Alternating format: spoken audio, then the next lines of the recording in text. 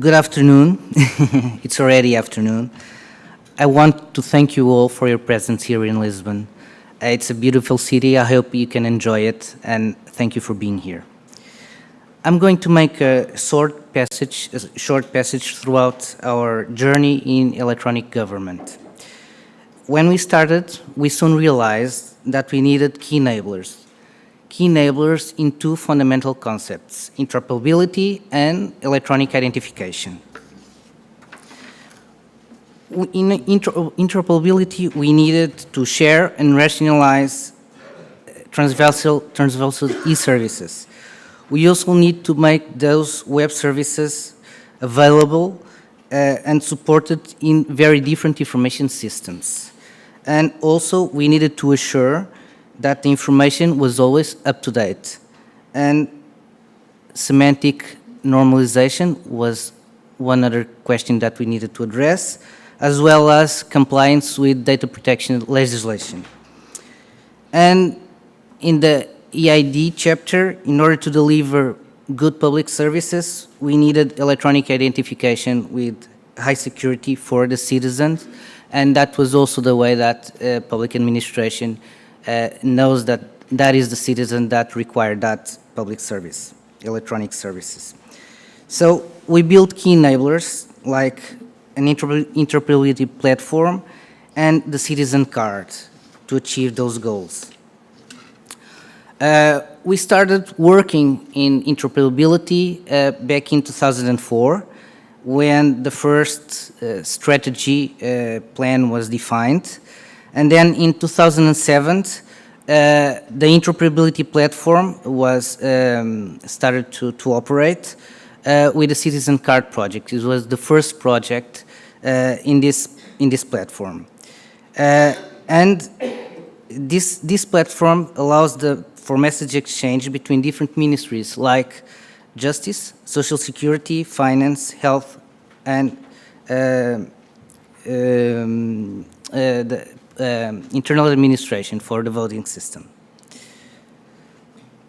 So we had some barriers and challenges that we had to overcome and that were made plain clear in this project.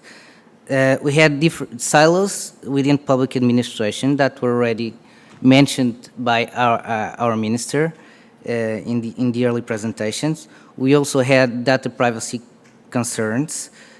We also had, back in 2007, some legacy systems that were core systems for finance, for tax systems, for social security systems, and they couldn't be changed right away. So we had to address those legacy problems. And finally, but I think most importantly, we had the cultural challenge is always a barrier to overcome this technological process. And let me say that just a little back, in the legacy technology point, we didn't have the no legacy principle that is already present in the new AIF. So this is, it's not meant to be technical, but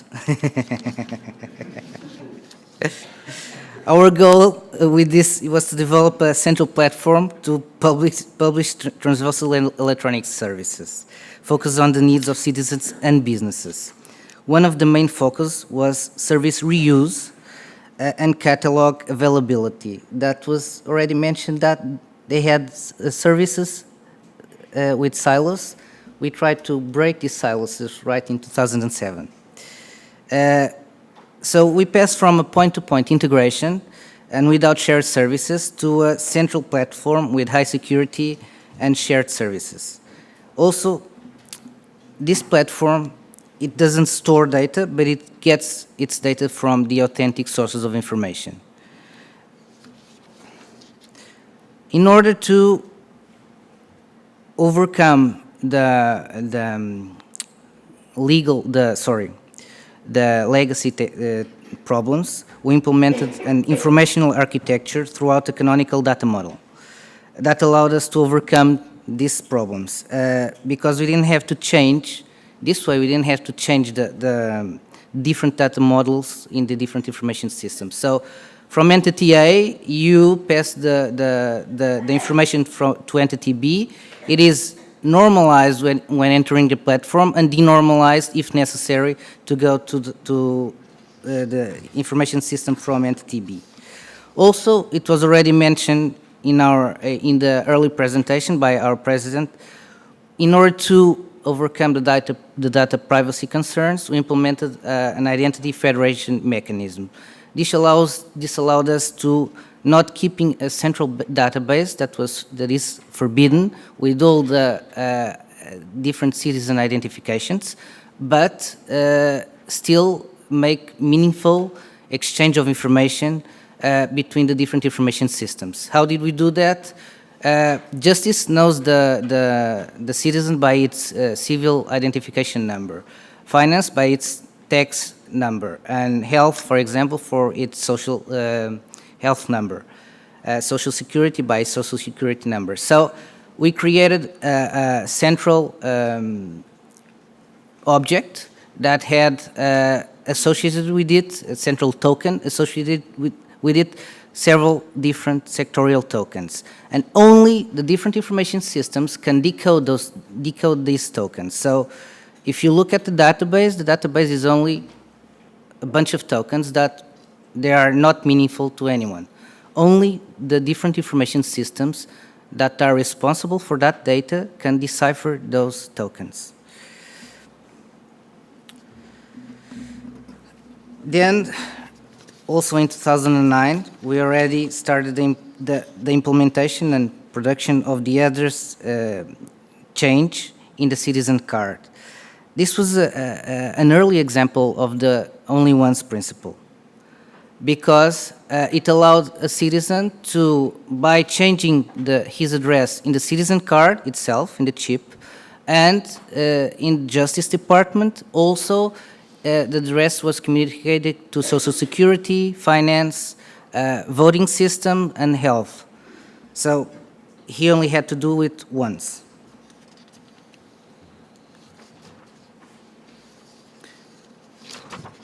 So this is now some examples of services that are already in the platform. The social energy fair that was already spoken earlier.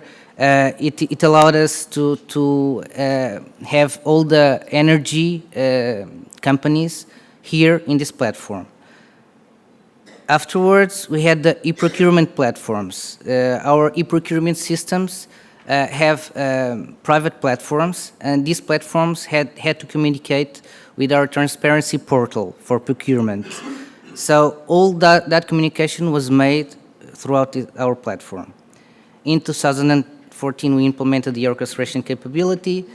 Last year, the energy social fair was changed by law because there was not as many fairs, social fairs that it was supposed to be. So there was the circuit change. So it's an entity in the States, the Directory for Energy, that is responsible for managing the system. But all the information passes throughout our platform.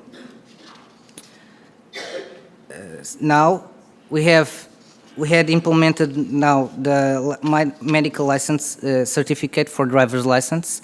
It's a simplex measure. We were working on implementing the lower health fare for firemen, from internal affairs to health, and we are also working on renewing our address change in order to allow for other public entities to receive the address with the same assurance that they have when they change when the address is changed in the citizen card. So they will know that that address that they received is the same that is already in the citizen card. And we have other simplex initiatives.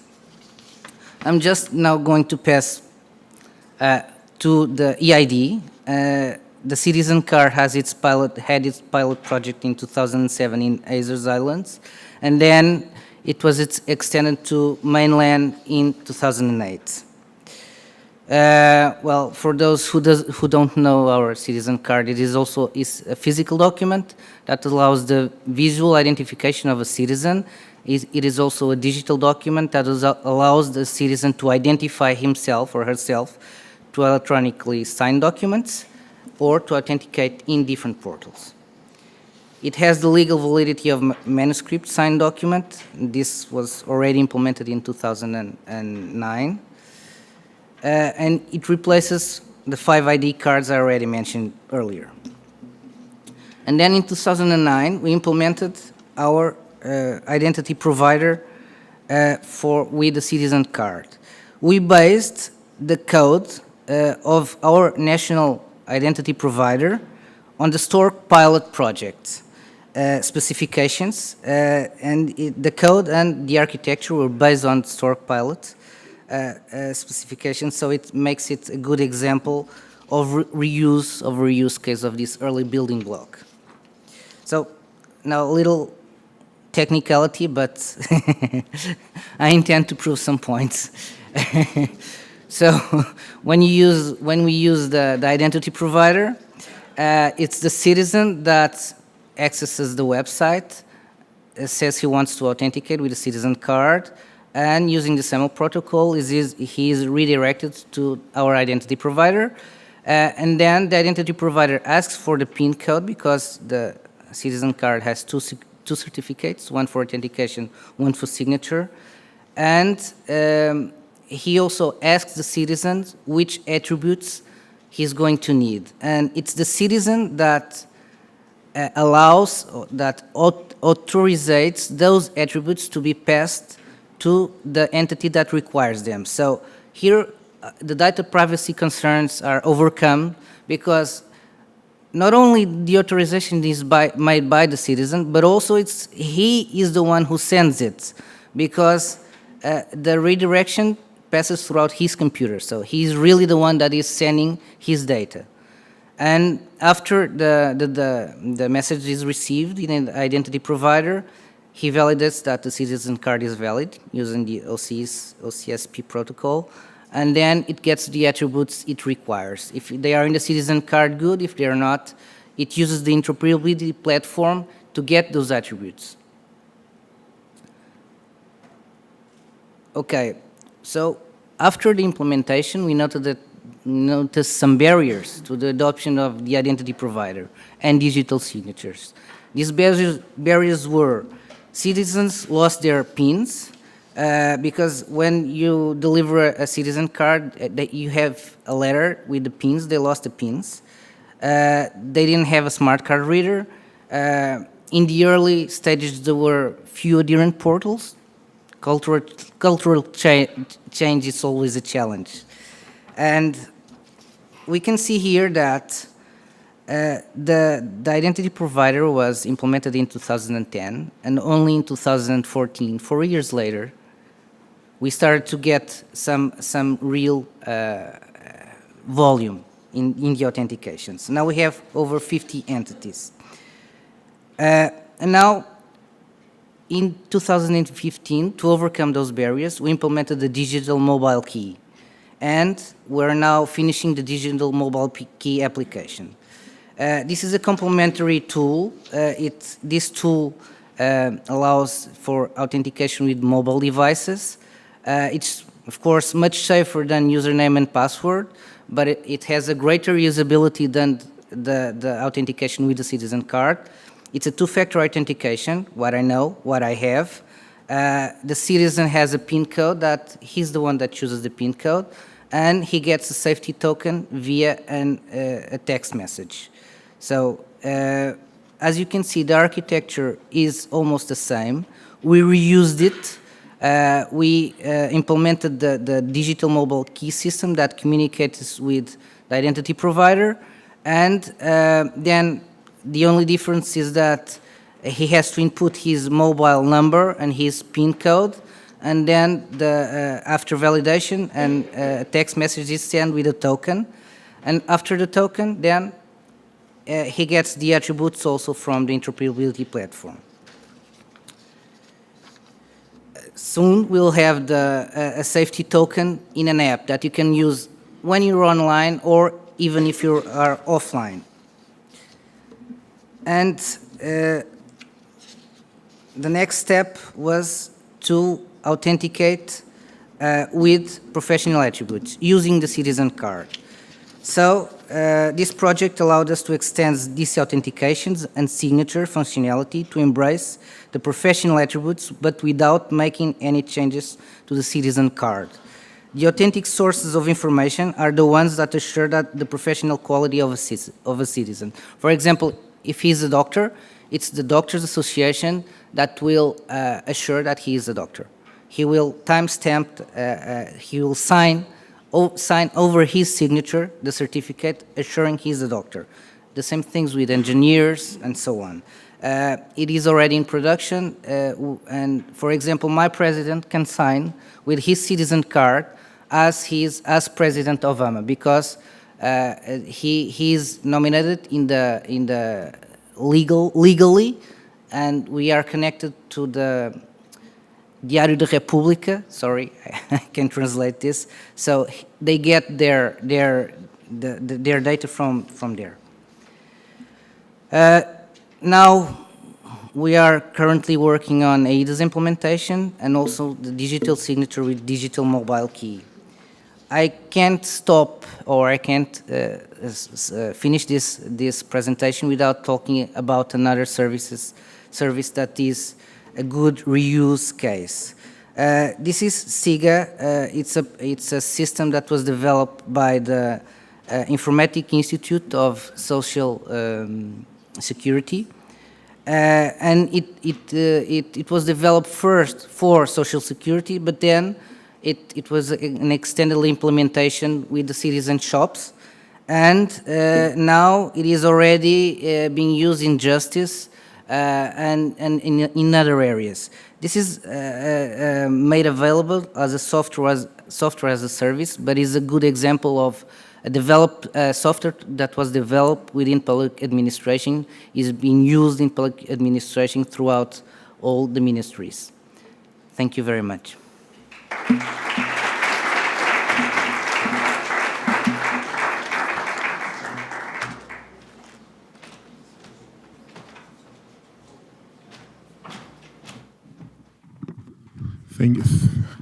Thank you very much.